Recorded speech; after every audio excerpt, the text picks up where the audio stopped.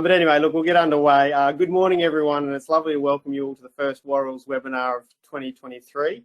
My name's Chris Cook. I'm a principal from the Worrells Brisbane office, and joining us today, of course, are all the principals and staff of our Worrells offices across the state, as well as our guest presenter, Derek Cronin, who is a partner of the law firm Cronin Miller Litigation.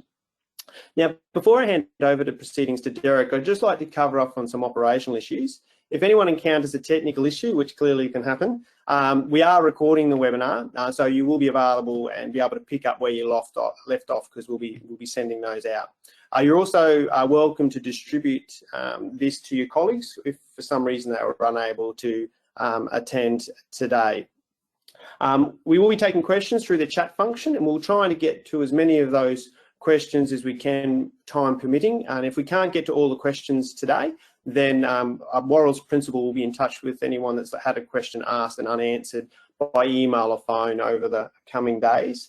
And of course, we will be sending out the CPD certificates after today so that everyone can keep those records for their continuing education purposes. Now, I have the absolute pleasure of introducing our speaker for today, Derek Cronin. For those that don't know Derek, he is a solicitor on the sunny Gold Coast. That's why he looks so tanned and relaxed. Derek specialises in commercial litigation, debt recovery and dispute resolution, and he's been doing this since the mid-1990s. He doesn't look it. Derek started his own firm in 2006, which is now known as Cronin Miller Litigation, and is a very well-respected firm on the Gold Coast. And Derek today is going to speak to us in respect of the construction industry, and in particular the flow-on effects from the pandemic, which have led us to an environment which we could probably refer to as a bit of a perfect storm for the construction industry. So Derek, now I'll hand over to you to speak on the rise and fall of the construction industry. Thanks very much, Chris, and hi everyone. It's a real pleasure to be here. I obviously want to start by congratulating Worrells on their 50 years in service. As a firm that's been involved with it, was an individual that's been involved with them for a long time. Our firm is very much respectful of the values that Worrells has, and so I start with that plug that, you know, I've known obviously Worrells since the days back of Ivor and Raj and these new partners that came past them, and I'm really happy to be here. This seminar really, and just some initial apologies if you saw my email, because we were dealing with technical problems, and my apologies to you for that. I think we've resolved them. I will have Amy changing slides for me, so I'll mention that as we go. This particular seminar is one where we're talking about the rise and fall of the construction industry on the Gold Coast, and I'm very conscious of the fact that you know, that it's affected us particularly on the Gold Coast, but it's obviously nationally that we've seen these kind of issues. So the seminar is really much focused on the perspective from us as regional solicitors dealing with these kind of issues throughout the course of a matter, and in particular two that have been very newsworthy, Condev Construction and Pivotal Homes. So if you could take us to the next couple of slides, Amy. So our firm has 12 litigation lawyers established in 2006, as Chris said. Principally we're based on the Gold Coast, but we also have an office in Brisbane, and our little plug is that we provide legal advice and take initial inquiries, particularly from accountants and lawyers. Because we've been specialising in commercial litigation and insolvency, we are, you know, we're positioned that we don't have, it's what we don't do, you know, other general law such as crime, conveyancing, property, and so forth. So for that reason, we're able to do that. Next slide, thanks. So I just wanted to talk a little bit about what we're seeing as commercial litigation lawyers. Obviously, we're still seeing a fair bit of the construction-related insolvency, and, you know, although things have tapered off a little bit on the Gold Coast, there's certainly still a high pent-up demand for people moving to the Gold Coast. So we still probably have, unlike a lot of other cities in Australia at the moment, we still have a lot of work that's related to construction industry litigation. We've got a continuation of the shareholder director disputes. So where you had the pandemic, and not only for family law, who I understand did very well post-pandemic, we obviously had a lot of business partners who decided that they disliked intensely their partner, or who otherwise wished to cease to operate their business with their existing partners. So there was a lot of litigation that we saw in relation to that. We're seeing the director's penalty notice, and obviously there's been a lot in the media about the fact that the ATO has now started to clamp down, as it kind of ceased in full over the pandemic. And so what we're seeing is a return to advice about directors' penalty notices. And so the reminder there is about lockdown DPNs, and making sure that in relation to director penalty notices, that obviously for those accountants out there, a reminder that directors should really be informed that they should have their BASs lodged on time, given the fact that there has been for a long time now lockdown DPNs. And so, that's something that's certainly returning.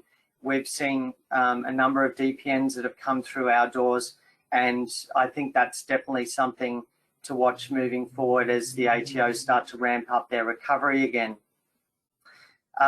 Some property horror stories that we saw, particularly last year, or particularly before the last REIQ contract, that kind of addresses the ability to deal with a bit of a period after settlement within which the banks could extend, then the purchasers could extend the settlement date to complete a house contract. But prior to those amendments, we had instances in a very hot Gold Coast property market where, as a matter of fact, the bank doesn't able to get its money together on time, and the purchasers facing this awful position where they're simply not able to settle on the date for whatever reason.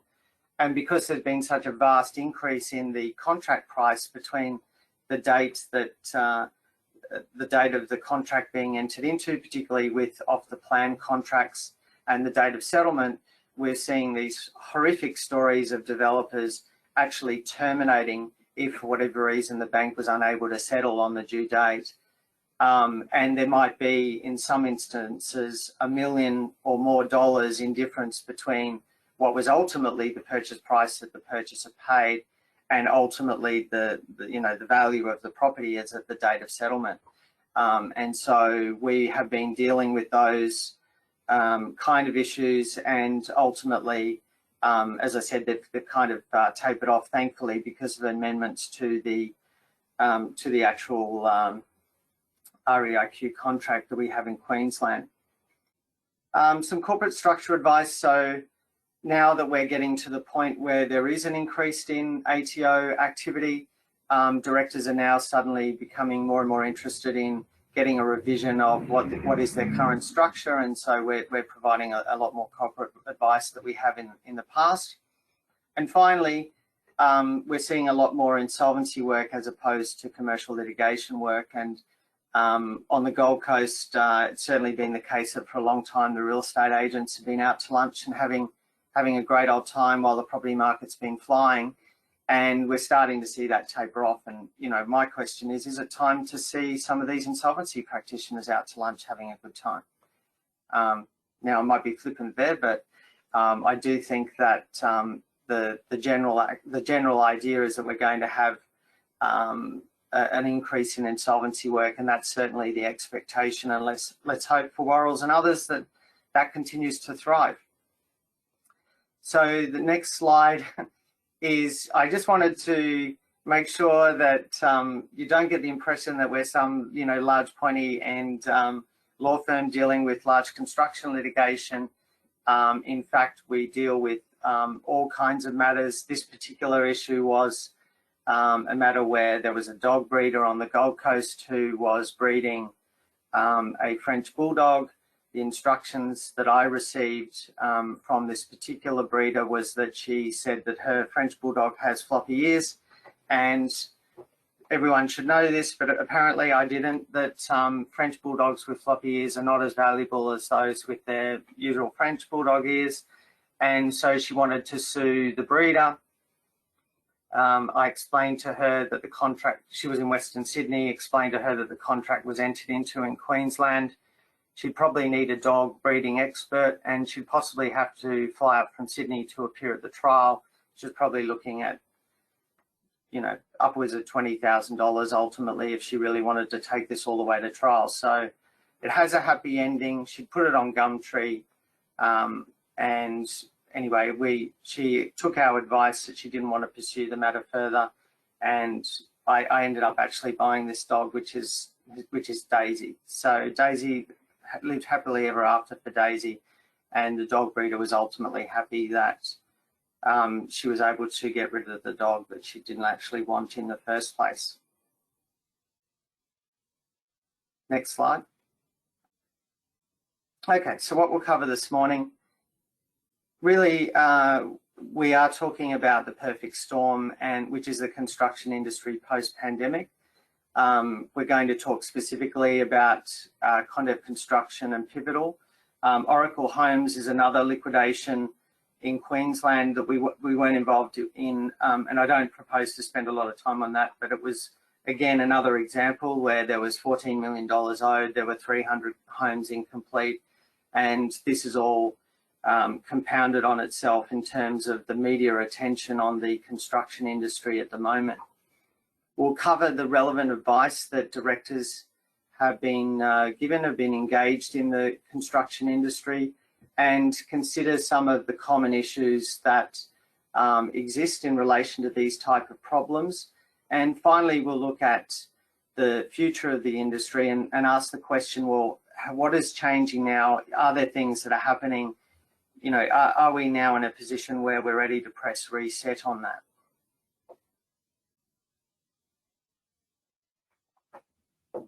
Next slide, thanks.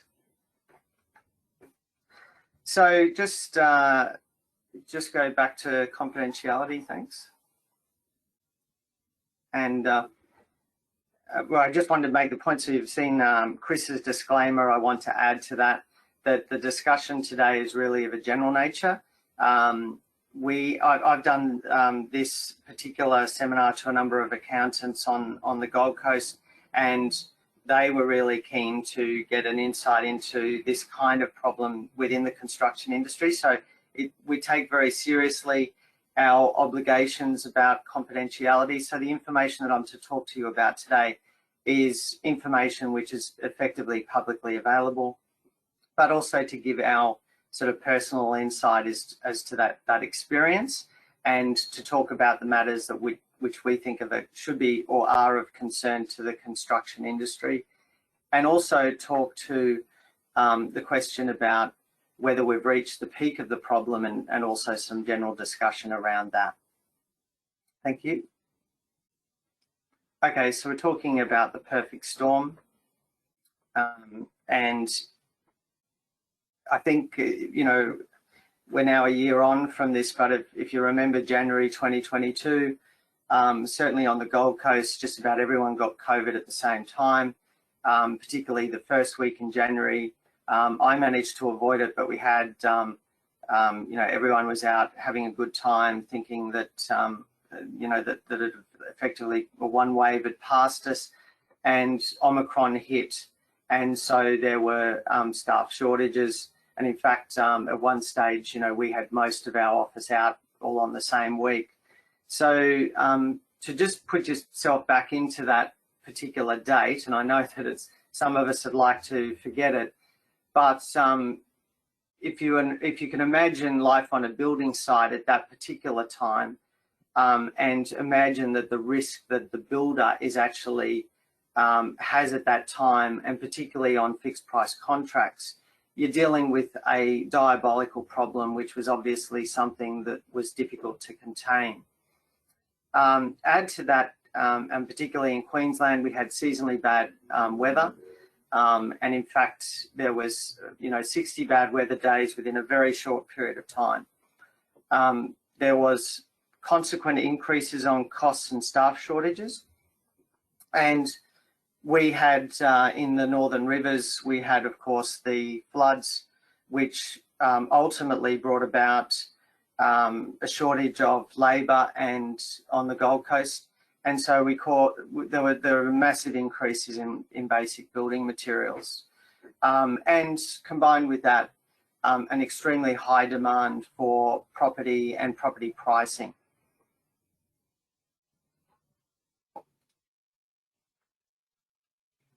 So two specific examples that we talk about today, Condev Construction and liquidators appointed on the 16th of March, and Pivotal Homes, where the liquidators were appointed on the 26th of May, both Worrells, I might add.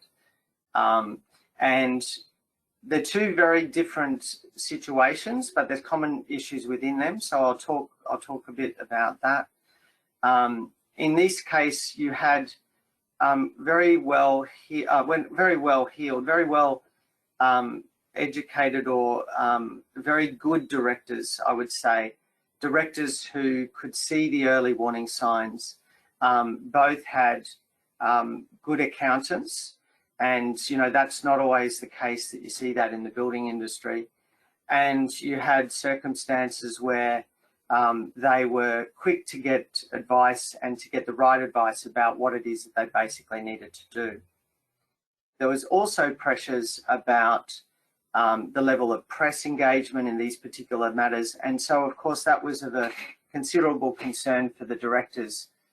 So it wasn't only financial matters that we're dealing with, but also the personal aspect of having directors face the media in circumstances when they don't usually. Next slide, thanks.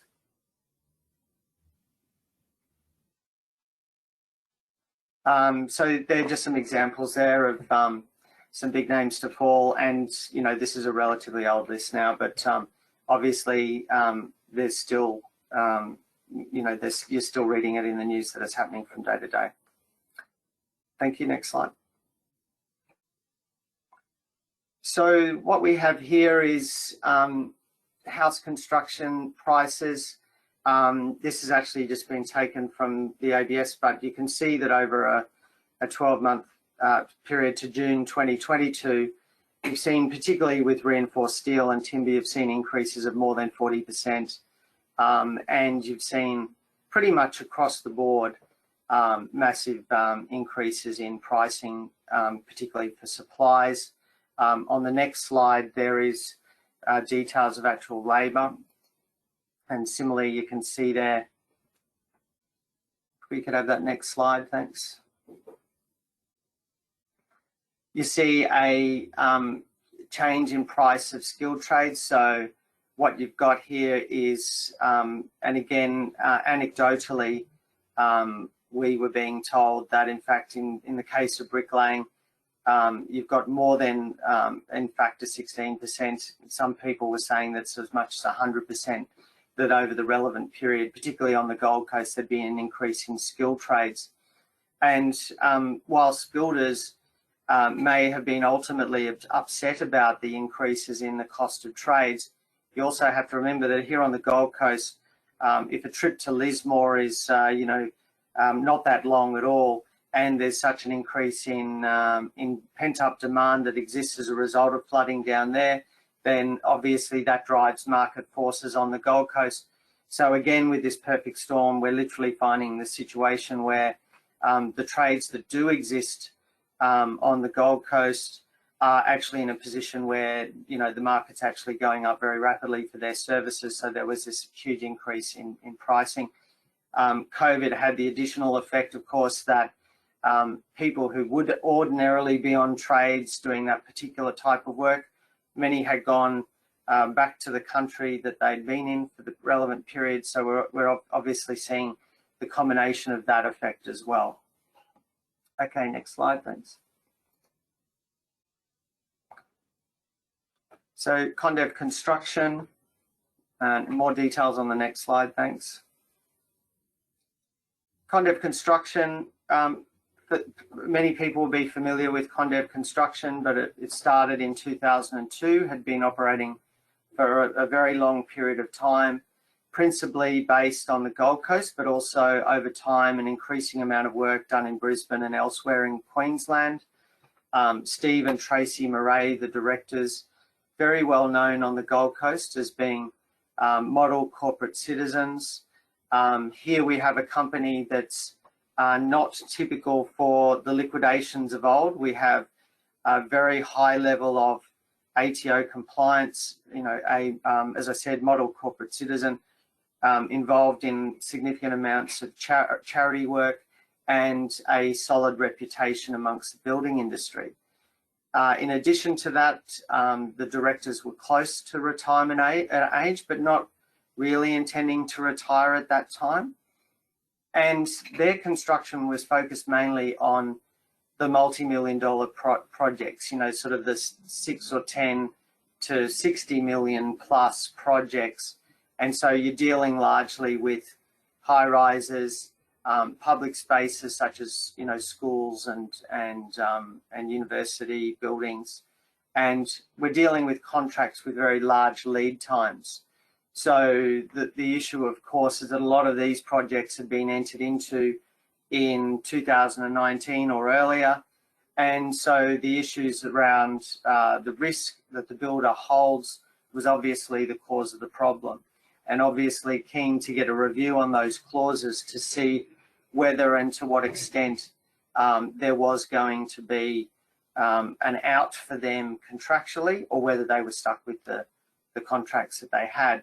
Contracts that are being negotiated with very well paid lawyers on both sides, and ultimately positions where they found themselves in a situation where no one had predicted the kind of level of change that would exist in the environment between start to completion. And so obviously the directors find themselves in a situation where they hadn't contemplated and could not have contemplated these factors that were beyond their control. Condev had about 18 clients, and as I said, the contracts have been negotiated on a very high level, subject to a competitive tender process. Speculation about that exists today about whether that kind of process brings about the best result for very low margins with builders, and in situations where you find that ultimately it's a price-based tender, and so if there's short margins, then it's a lot easier for the builder to be trapped in this kind of environment, and that's precisely what has occurred here. The other interesting thing about Condev is that at the time that the directors presented to us for advice, they'd effectively been meeting all of their obligations. That is, they would have work that had been completed up to a certain point. They then had a period within which they would be able to pay the subcontractors, and then so there'd be an existing work in progress that was, of course, quite large in this case. Then the invoices from subcontractors would be paid, and then the customer or the largest client would ultimately pay for that work that had been invoiced after that. So at the actual point of time that they presented, in fact, all creditors had been paid, but there were amounts that had been invoiced but not yet paid.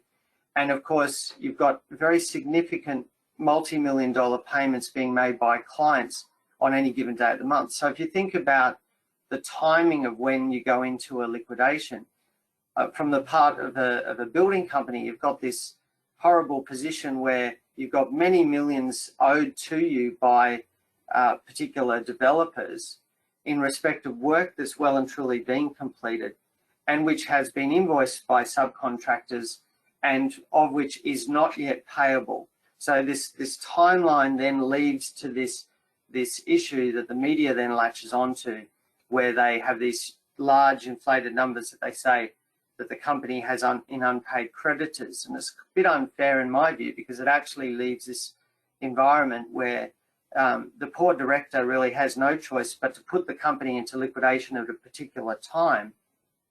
And ultimately what follows from that is the value of creditors gets inflated. The dispute with the developers exists to the point where the amount that's coming in respect of those amounts that are due to the company is difficult to pursue. And of course, in this case, you're dealing with very large numbers. So now, if you can just go to the next slide. In Condev, we've got this issue where, you know, there's actually a large amount of money in the bank, but of course, at that particular point in time, the directors can see that there's likely to be an event that happens in the future that's going to bring about the potential and very fast insolvency. So what was the solution? So what we looked at in the case of Condev was that one solution might be that we go to these developers and that we say, well, you know, why should this all be on us? Putting aside what the contract says, there is a way forward, and that is to go cap in hand to the clients and say, we really feel that if you want us to complete the projects, that we should look at some sort of equitable solution which involves an increase in the pricing. And so what you've got there is a genuine effort by the directors to convey this to the clients. So I got involved in that discussion. The Murrays had arranged for all of those developers to meet at the boardroom of Worrells, which is a sort of well-known business on the Gold Coast, and principally with the view of presenting to them a proposal, an informal proposal, which sought rather to increase the price of those contracts. So bear in mind, with 18 contracts, you might have one that only had $3 million worth of work to be completed. You'd have other projects where they'd really just toss the soil, and they might have been $1.5 million into the project. So the process of presenting a schedule which looked at increasing the pricing was based on what was perceived by the directors to be the most equitable for all involved. That is, some people would have significant increases in their pricing, depending on what stage of the contract they were at, and others would have lower proposed increases in pricing. And I don't have a handle on the numbers right now, but I think it might have been about $20 million across the board that they were looking at increasing the pricing.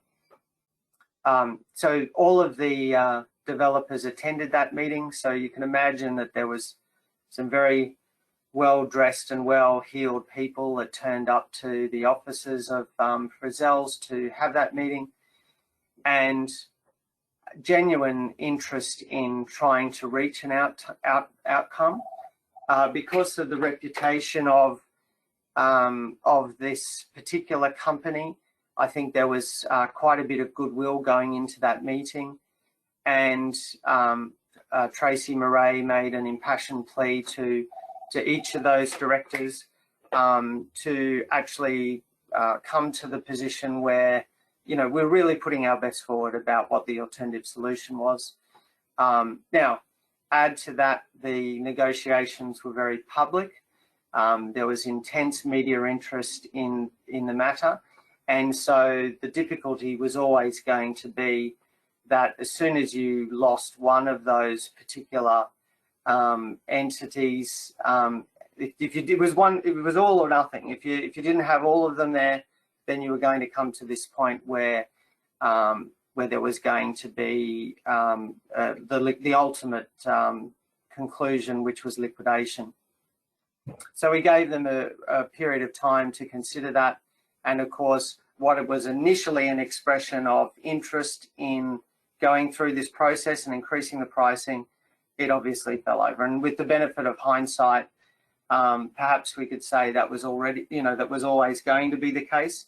The point I'm trying to highlight here is just the practical problem about trying to shift the responsibility ultimately at that point, because there's really no other alternative. Next slide, we look at other options which are available at that point in time. And voluntary administration wasn't considered viable here. The intense media speculation leading up to what was then in the public arena, which was that Condev was going to have to negotiate with developers to try to increase the value of the contracts, meant that there was a high level of interest. So the flow-on effect, or the domino effect of that, is that the pricing and the terms of trade that you'd normally have with subcontractors was always going to further squeeze the cash flow. And so you're kind of in this environment where, despite your best efforts, there's really not going to be a way to move forward with that kind of reputational damage. So big numbers here. At the time, the company was owed, and you know, these numbers, these are my numbers. I'm sure Worrells may agree to disagree on some of these, but you just to get the idea of the numbers that we're talking about. There's debtors of around 16.2 million, and we'll talk about that. But the obvious problem that exists is that once you go into liquidation, that's then a matter for the liquidator to pursue, and the value of that debt is going to be the subject of ongoing dispute, because when ultimately you fail to complete on a contract, the usual debate that then ensues is what is the value of works to be completed. There was cash at bank of a bit under $7 million, but again, the particular bank had various types of security. Another debate that's to be had in the liquidation itself is the value of the security that the secured lender has, and that's not an unusual debate to have upon the appointment of a liquidator. There was some equipment and motor vehicles, there was some real property, and there were largely contingent assets by way of retentions that are held in respect of those jobs which were yet to be completed.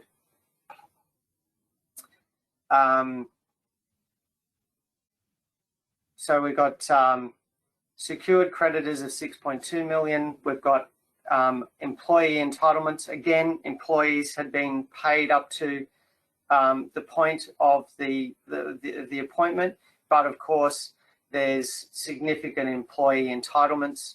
The actual amount in unsecured creditors, as I said, at the time, unsecured creditors paid, but of course you've got not only the amount that was billed but not then due on the date of the liquidation, but you've also got the work in progress that's yet unbilled from subcontractors as at the relevant date.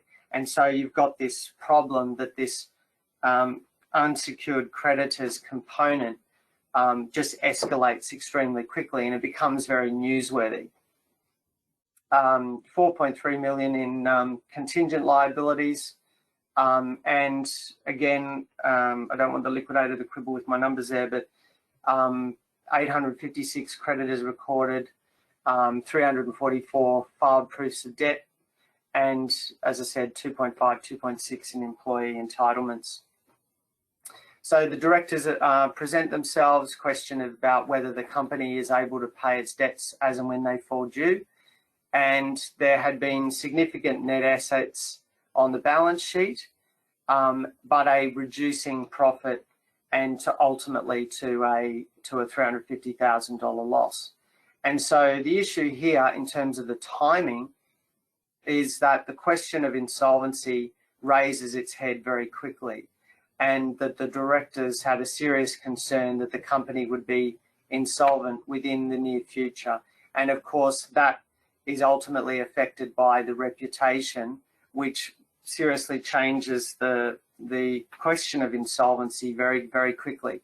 And so this is something that I think that the insolvency and construction industries need to consider, is that this issue about QBCC license, reputation, and the existence of those contracts really create this perfect storm, as we've talked about.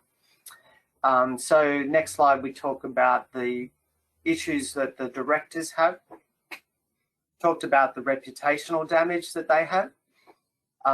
They were very, you know, as I said, good corporate citizen, very concerned for the reputation. They had very long relationships with their employees. They treated their employees well, and the employees were their friends, so they're obviously concerned about that. Directors always need to look at the question about personal exposure. Many trade creditors and suppliers provide the, terms and conditions that, of course, give them the opportunity to secure against personal assets as well as corporate assets. And so the need for us to consider the personal position of the directors is obviously very important. And in the case of this particular company, you have many related corporate entities engaged in various aspects of their very large operation, and the sheer volume of that can be overwhelming. And so particularly in the moment when you're presented with a director who is overwhelmed with all of the significant problems that they have, you need to really ramp up the level of care that you give them at that initial stage, because there's a lot to be done, and it needs to be done within a very short period of time.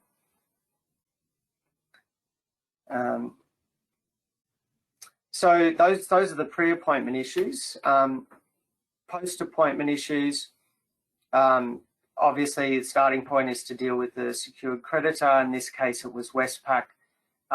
There was issues over to what extent the money that they held in various accounts of the group were adequately secured, questions of circulating assets, and whether they should give some back. And thankfully, in this case, we managed to negotiate or assist the liquidator in negotiating to hand back slightly over $1 million early on, which may have given the liquidator some comfort at the start.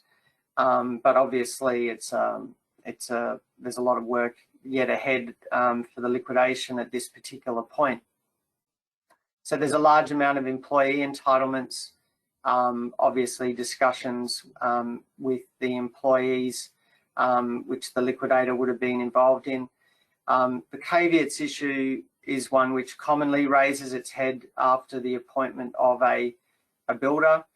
As I said, there's the various solicitors who act for the large industry clients have a very strong and polished opinion about where they sit in relation to their caveatable interest.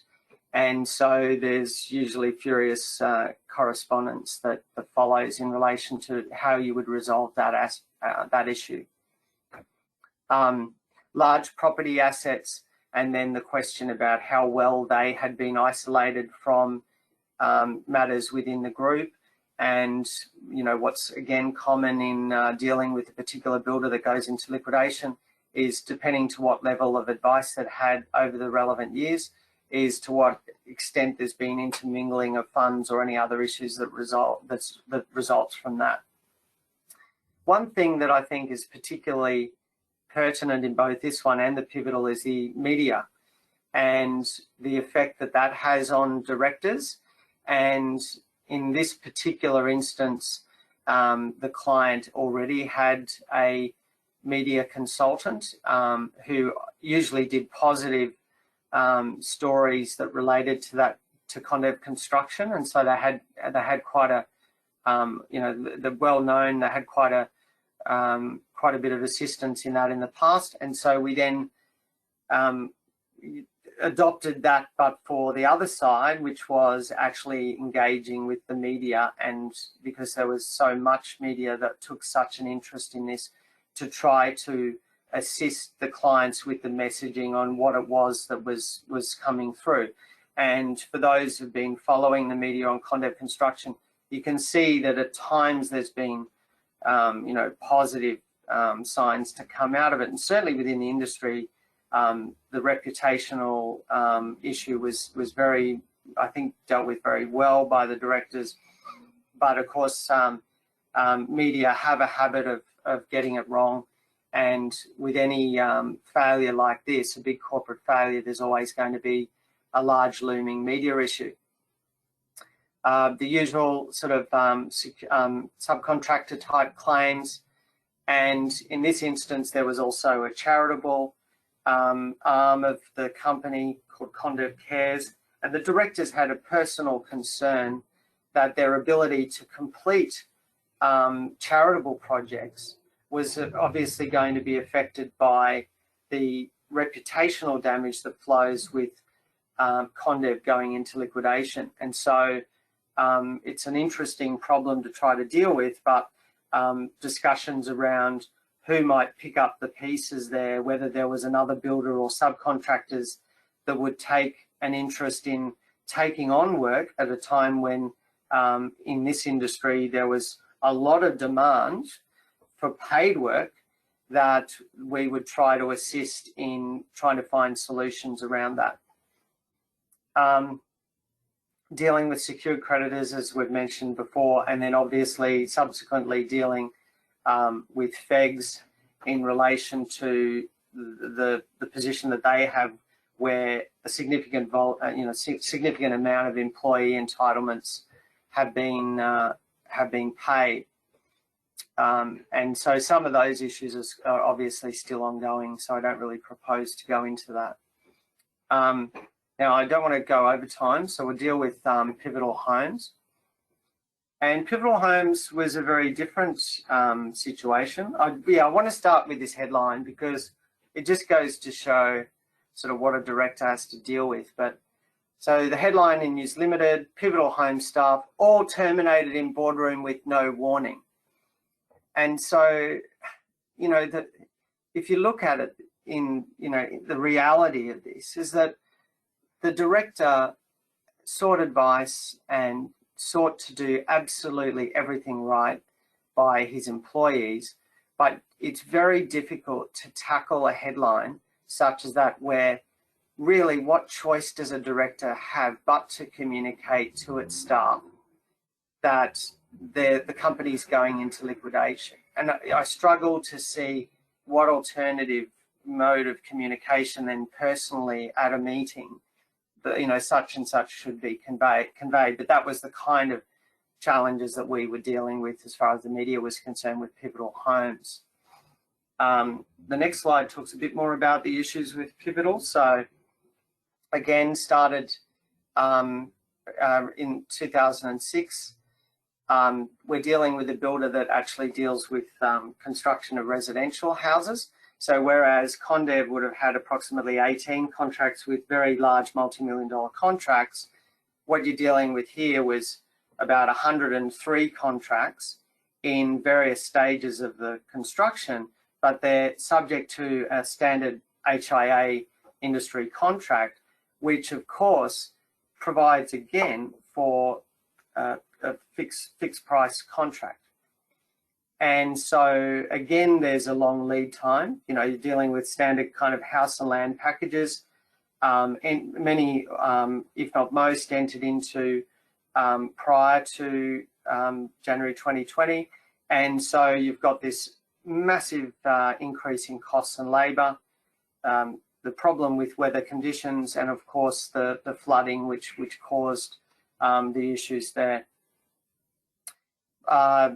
In this case, there was also a ransomware attack on the company data, which really was the straw that broke the camel's back. Because if you imagine a builder, that needs access to its information to know how much, what stage it is at, and what amounts it should be paying its subcontractors and how much it should be charging its clients, even though it's a matter of deconstructing that data and getting it back to the point where you could actually operate, it still, you know, effectively puts the director in a position where there's just too much to deal with all at the same time.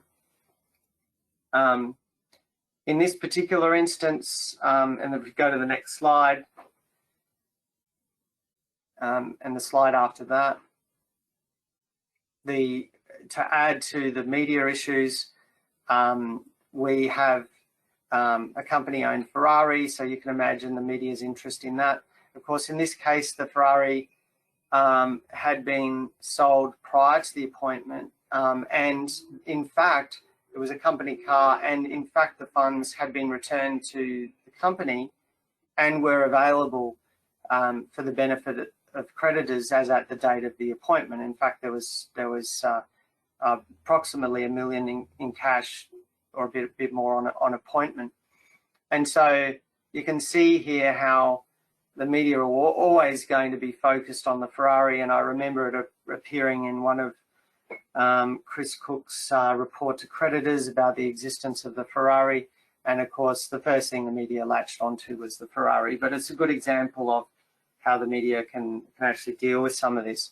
So dealing with the company, we've got approximately 1.1 million debtors, the cash at bank, and about 215,000 in mostly motor vehicles and other equipment, and not the Ferrari.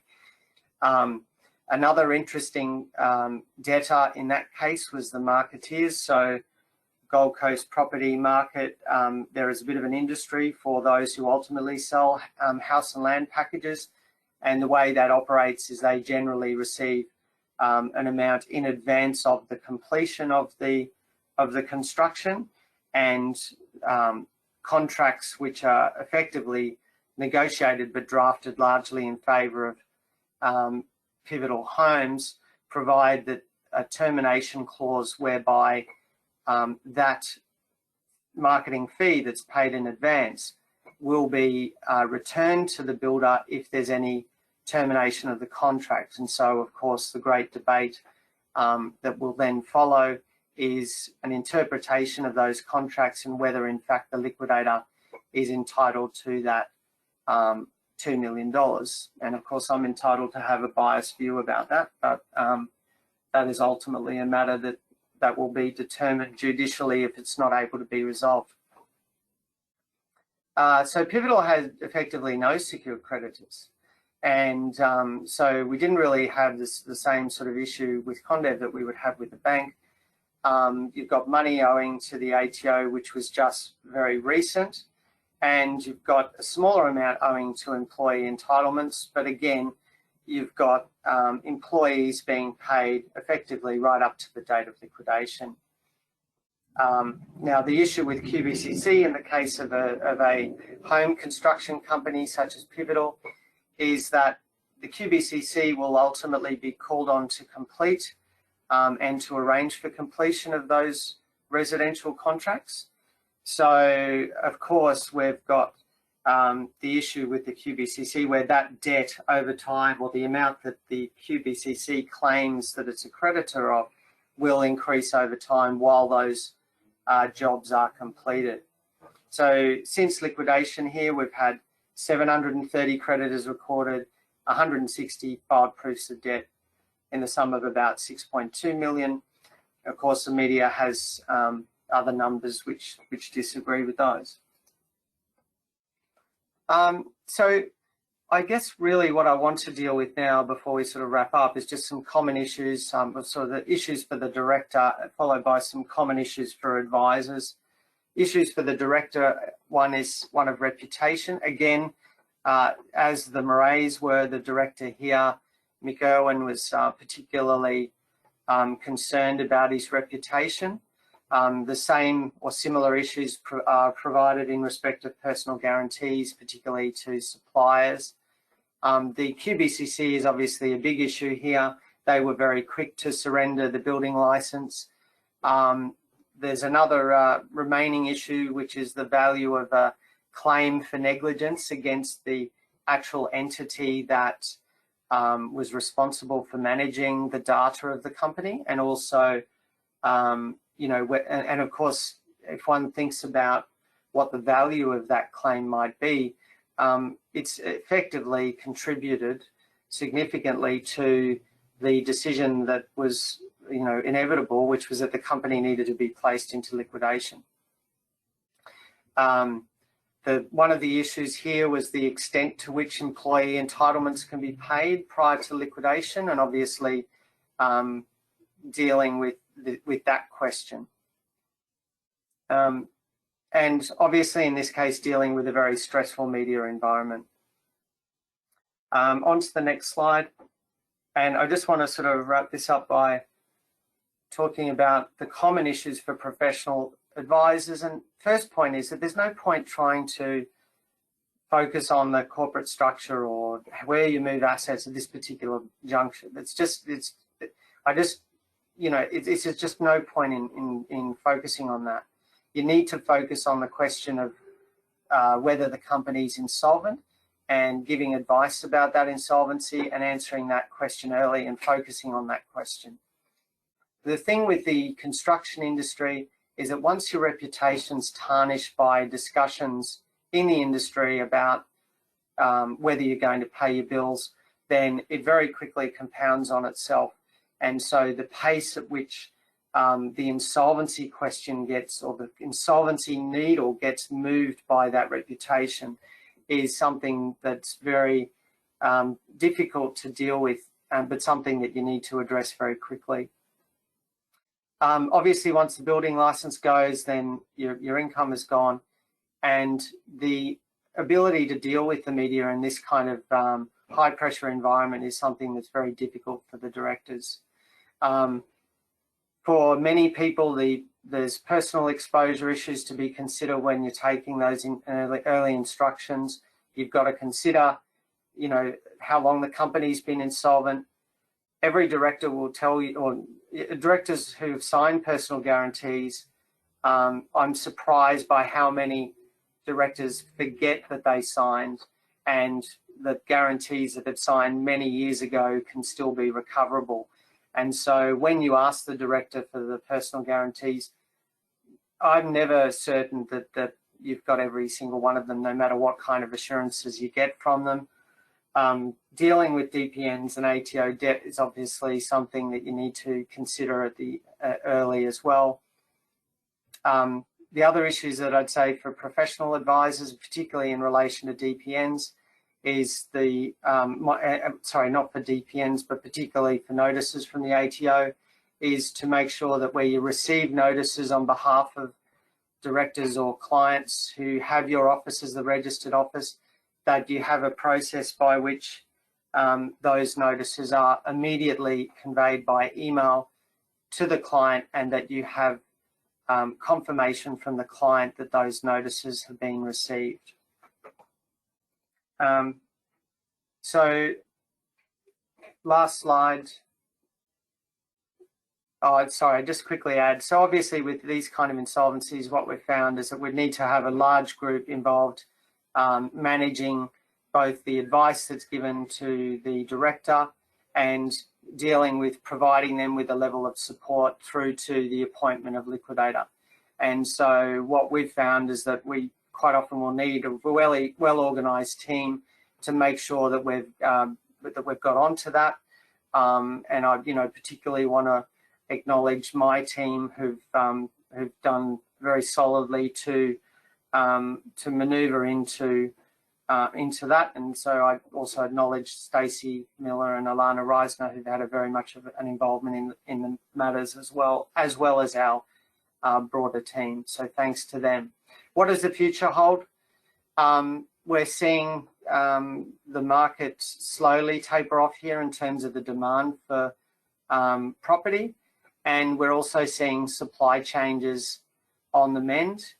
We're already seeing changes in the discussion between builders and clients about how the risk will be shared, and there's a lot more work to be done in that space, but we're starting to see some glimpses of the pressure easing on builders as it continues. At the moment, the builders who are living well are those which have very strong balance sheets because of this perception of risk, and I think that will continue to ensure that the pricing of property contracts, construction contracts, continues to remain high. So I guess I'm not really optimistic in terms of where we'll end up at the moment with the construction industry, but I'm definitely starting to see some signs that we may come to some solution with some of these issues that have brought about the perfect storm. All right, thanks. We'll take questions. Graham? Thanks, Derek. We're actually at a point where we're just over time. So we do have 2 questions that have come through. I was just chatting to Chris in the background. I think what we might do is take them offline and see if we can put some of those questions through to the individuals that were raised. I think some of them you might have actually answered just after the questions have come through as well. What I might do is thank you directly very much for your informative presentation. I know I enjoyed it thoroughly, and it's given some great insight into the construction industry. Also, thank you all to everyone who's attended the webinar today. It's great to get so many of you along and have such strong numbers for these events. Welcome you to also provide as much feedback for them as there's anything you can let us know that we can improve to provide a better product to you. That would be very helpful. And also, if you do have any suggestions around topics or those types of things for future events, we're happy to try and take those on board as well. So again, thank you to everyone, both those attending and the team at Worrells and Derek here for the efforts to put on the webinar today. In the meantime, if you do have any insolvency queries, Chris, myself and all of our other principals are more than happy to take your call and see if we can help any of you out. Thank you, Ellen.